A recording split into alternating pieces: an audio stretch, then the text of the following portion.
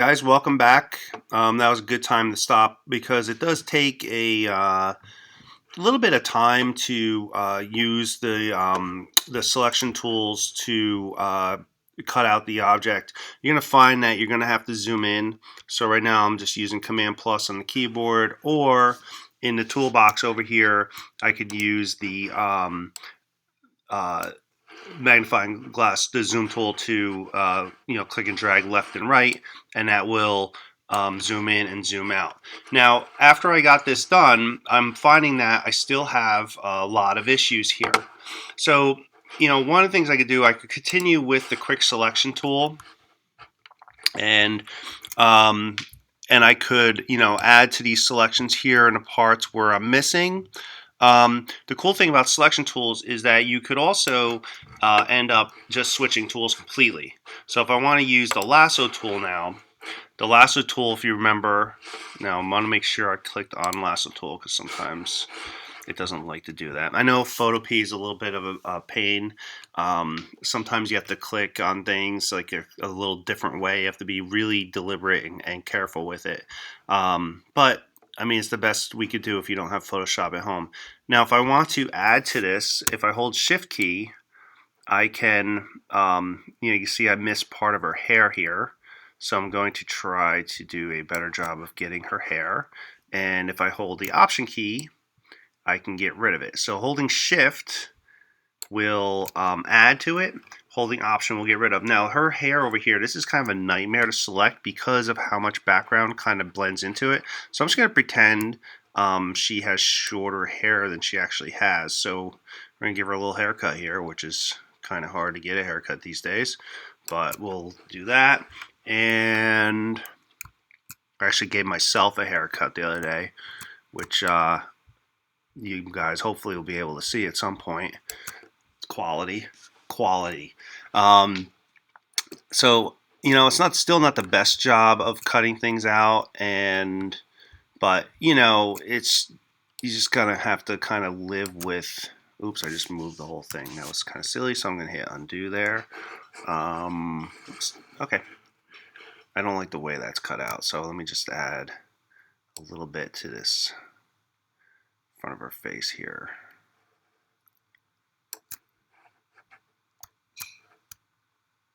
Yeah, this selection tool is a little bit rough, so I apologize for the little delay there.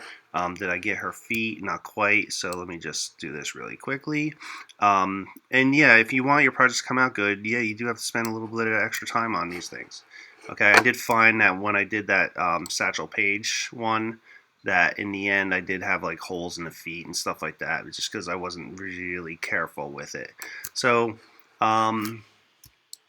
I'm going to just kind of live with that for now because I don't want to make you guys wait forever for me to cut things out.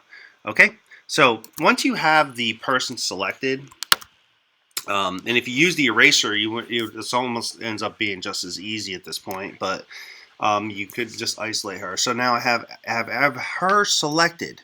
I want to put her on her own layer, so I can do one of two things. Either I can select the inverse and get rid of the background, or I could just take her, now she's selected, and I can copy and paste her to a new layer. So if you hit Command J right now, it should make a new layer. So that's got Control on the PC, Command J on the Mac, and you'll see right over here that it actually made a new layer. The eyeball from the old layer is still on, so I'm going to turn that off, and now you can see that she's on her own layer. That's a beautiful thing. Okay, now she's isolated onto her own layer. Now, one of the things Marty did in the very beginning was he made sure he had a square document. Okay, so we're going to make this a square document by going to, we're not going to go to image size, we're going to go to canvas size. And that is under the image drop down menu, and we're going to go to canvas size. Okay, now this is a pretty small image, but It's okay if your image is about 700 pixels or 1,000 pixels. That's fine. I want to give this a little room around her. So right now, the width is actually pretty decent. I'm going to make that width a little bit bigger. So I'm going to boost this up to about 800. And I want to make the height the same. So I'm going to make that 800 as well. And if I'm happy with that, I'm going to click OK. Now your image might be a different size. So if your image is, 1600 or 2000 pixels or something like that, you're going to have to, kind of do a little of this math on your own here and make it, 1600. If your image is taking up the whole thing, like mine is almost taking up the entire height, you're going to want to add a little more to your height by maybe, have, because you want to have, when I'm all said and done here, you want to end up having, I'm going to zoom out a little bit, some room around the outside because we have to fit this into a circle. Okay, she's going to fit into a circle. So the circle's going to take up a lot of room on this. Okay, this might be a little extra, too much room here. So I'm going to just kind of scale her up a little bit. So when you want to scale something, click on the Move tool. Make sure Transform Controls is checked right here.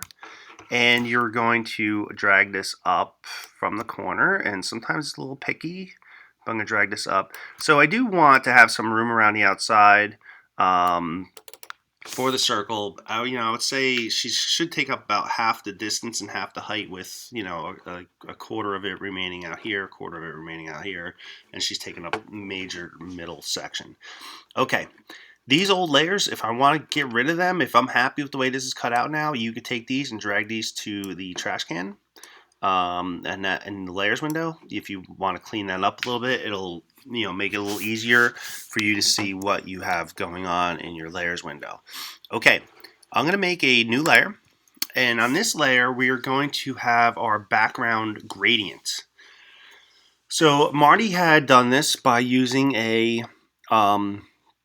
gradient adjustment layer. So if you go to the bottom of the layers window, there's the button for My Favorite Cookie, and you're going to click on that, and toward the top, where is it? Gradient Fill.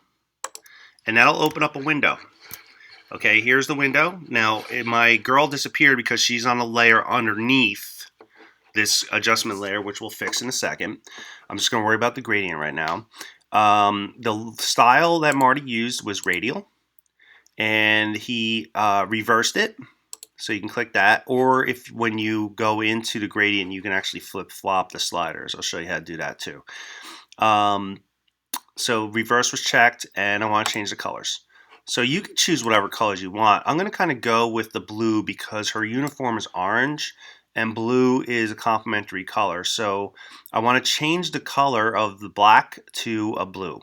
So I'm going to just double click right on the little slider. So I double clicked right on this, and this opens up this window. Okay, here's you drag up and down along the rainbow here. These are your hues. Okay, hue is a fancy word for color. And I'm going to pick kind of like a slate blue, and I'm not going to pick like ultra vibrant blue. I'm going to go out here and pick a slightly desaturated version of it, so a little bit grayer and pretty light, okay? And I'm going to click OK. Make sure you click OK. If you hit the X, it's not going to save it, and you'll be back to black and white. Just click OK. The other thing Marty did was he brought the sliders in a little bit. Now, he brought it in exactly, I don't know, I think he typed 20% or something like that. I'm just going to slide these in a little bit. Okay, like when Marty does that kind of stuff, when we do shadows and stuff later on, you don't have to be so exact. So I'm just going to bring it in a little bit. And remember to hit OK, not the check mark. And now we have a gradient adjustment layer. I want to get this window a little bit out of my way, so I'm just going to click right. See where it says Properties here? I'm just going to click Properties right in this little list. All right, it just says Pro like that, and that'll hide the windows that fly out. I want this behind the other layer. So when you want to drag this down underneath. It's like a deck of cards, and when I let go, it'll be behind there, and that looks pretty good. All right, I'm really happy with that so far. Okay, so that's the next part of the setup. and then we're going to do the polar coordinates thing and I'll make a part 3 of the video right about now. So we're going to get this way. The one thing you might want to do before we start part 3 is you might want to zoom in and take a look, and if you do need to use the eraser tool to clean things up. Now this is a pretty low res image. I'm on the wrong layer. So whenever you get a little blip at the top of the screen, read it, and then you have to kind of figure out what you're doing. You might want to go through and clean up your image if you really, really, really are like into this and want this to come out nice. You're going to want to clean up your image, okay? So that's because my selection was really horrible. And I just want to clean this up. I don't know what that is coming out of her face, but we'll do the polar coordinates and the shadows in part 3 of my video.